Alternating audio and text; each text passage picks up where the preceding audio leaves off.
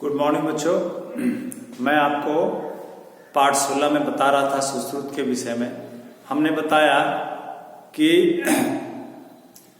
हमारे वैदिक साहित्य में भी अश्वनी कुमारों के द्वारा अद्भुत रोगों का उपचार करने की चर्चा है और इसके बाद यह ज्ञान सुश्रुत शैलीतंत्र नामक ग्रंथ में बड़े विस्तार से बताया गया है, जिसकी रचना काल हम मानते हैं ईसा पूर्व 6ठी शताब्दी में। लेकिन कुछ विद्वानों का मानना है कि यह ईसा पूर्व 2री-3री शताब्दी में इसकी रचना हुई। लेकिन जो भी विवाद हो, लेकिन इतना तो निश्चित कहा जा सकता है कि चरक संहिता के बाद ये शल्य चिकित्सा द्वारा उपचार करने का ये जो है चर्चा जो इसमें शल्य चिकित्सा सुश्रुत के शल्य चिकित्सा में बताया गया है, वो उसके बाद का चरक संहिता के बाद का, क्योंकि चरक संहिता में इसके विषय में कोई चर्चा नहीं की गई है। अब सुश्रुत संहिता के बारे में बताया कि इसमें लगभग 120 अध्याय है और इसको लिखने, इस ग्रंथ को लिखने का तरीका है प्रश्नोत्तर। प्रश्नोत्तर के रूप में लिखा गया है। प्रश्नोत्तर का अर्थ हुआ प्रश्न पूछा गया, फिर इसका उत्तर दिया गया, प्रश्न पूछा गया, फिर उत्तर दिया गया, इस प्रकार। तो प्रश्न सुश्रुत के द्वारा पूछा गया और उत्तर धन्वंतरी के द्वारा दिया गया। अब धन्वंतरी कौन थे, इसके बारे में विद्वानों का दो मत है। एक विद्वान मानते हैं कि यह एक तरह का पद था, जो बड़े अच्छे चिकित्सक होते थे, चमत्कारी महान चिकित्सक होते थे, उनको धन्वंतरी कहा जाता था। लेकिन कुछ विद्वान कहते हैं कि एक धन्वंतरी बहुत बड़े चिकित्सक थे जो काशी के राजा थे, तो इसी धन्वंतरी ने उत्तर दिया।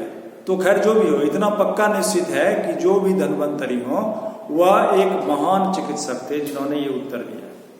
तो इस तरह से प्रश्नोत्तर के रूप में इस किताब को लिखा गया है।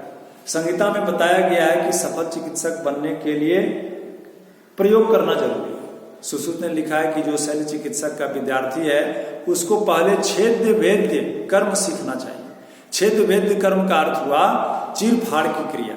जैसे कोई फल है, सब्जी है, या कोई मरा हुआ पशु है, या मृत शरीर है किसी का, या सब है मनुष्य का मृत शरीर, उनका चीर फाड़ कर अभ्यास करना चाहिए। सुश्रुत का मानना था कि ऐसा अभ्यास नहीं करने से वह इस विद्या को नहीं सीख सकता। सुश्रुत क्या करते थे, वे सबके यानी मृत शरीर के त्वचा को बेध कर विद्यार्थियों को शरीर के अंदर मांसपेशियां, हड्डी, इन सब अंगों का वो अध्ययन कराते थे।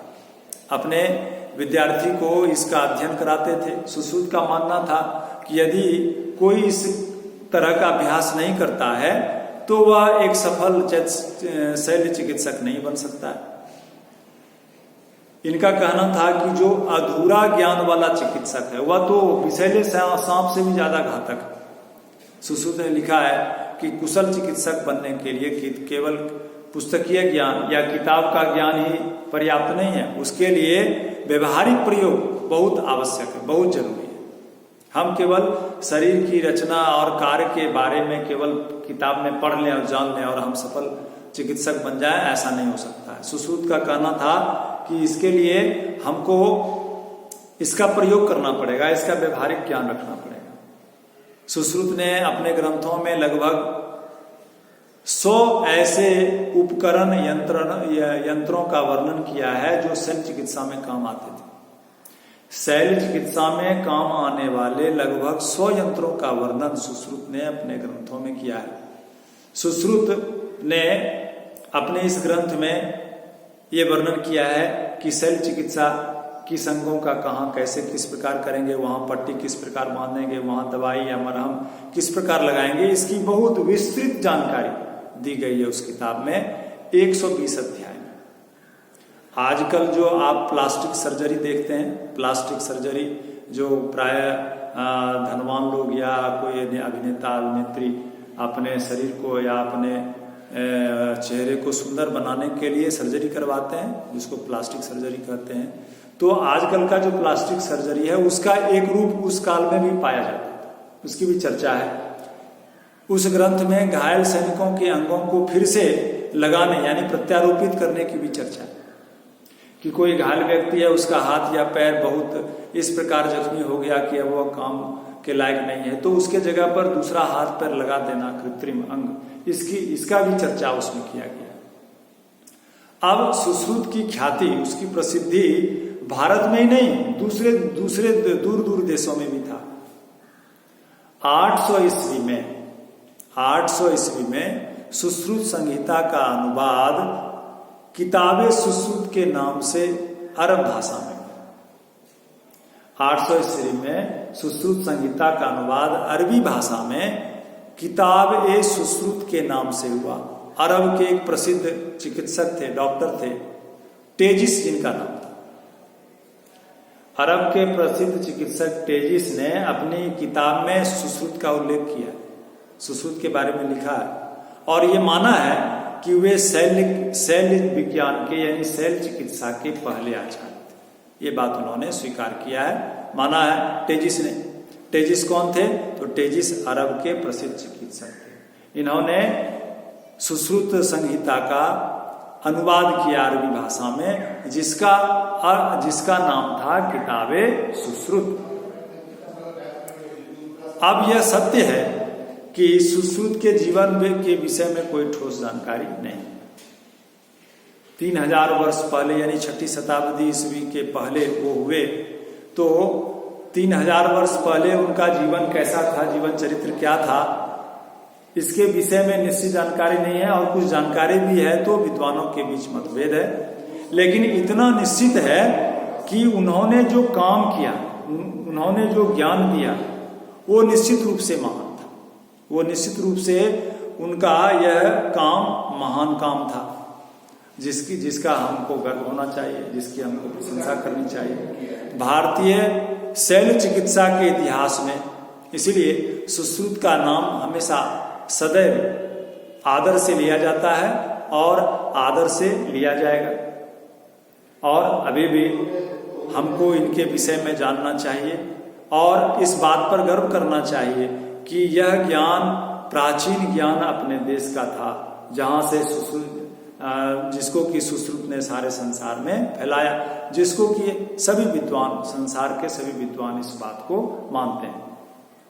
तो इस ग्रंथ में इस पाठ में बताया गया कि सुश्रुत का जीवन कैसा था, उन्होंने क्या काम किया।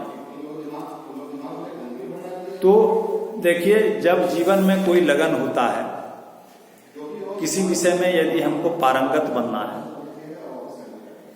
तो उसके लिए अभ्यास करना बहुत आवश्यक है। बिना अभ्यास के हम उस विषय में पारंगत नहीं हो सकते। सुश्रुत ने साफ उनके किताब में जो उल्लेख किया गया, इस पाठ में जो बताया गया, वो साफ कहते हैं कि केवल पुस्तकीय ज्ञान से कोई पारंगत नहीं हो सकता है। उसका प्रायोगिक ज्ञान भी, व्यवहारिक ज्ञान भी बहुत आवश्यक है। इसलिए हम जो कुछ भी ज्ञान अर्जित करते हैं विषय के माध्यम से या अन्य और किसी विषय के माध्यम से, तो उसका प्रयोग जीवन में अवश्य करना चाहिए। उसका प्रायोगिक व्यवहारिक ज्ञान भी हमको रखना चाहिए, तभी ज्ञान लाभदायक होता है। तो इस पाठ से हम ये सीखते हैं कि हमको किसी विषय में पारंगत बनना है तो हमको क्या करना पड़ेगा, उसका अभ्यास करना पड़ेगा, उसका बार बार अभ्यास करना पड़ेगा। जैसे कि इस पाठ में सुश्रुत ने बताया कि सफल चिकित्सक बनने के लिए केवल पुस्तकीय ज्ञान नहीं, व्यवहारिक ज्ञान भी आवश्यक है। इस पाठ में सुश्रुत के जीवन के विषय में बताया गया, उन्होंने जो काम किया महान काम, उसके विषय में बताया गया। इनका महान काम था शैल्य चिकित्सा का ज्ञान सारे दुनिया को देना।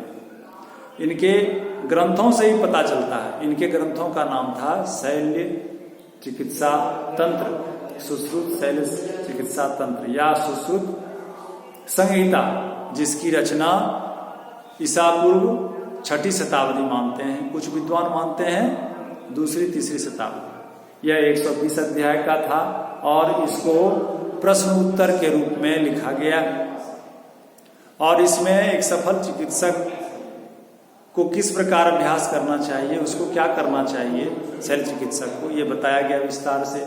और शैल्य चिकित्सा में काम आने वाले 100 से भी अधिक यंत्रों उपकरणों का विस्तार से वर्णन किया है।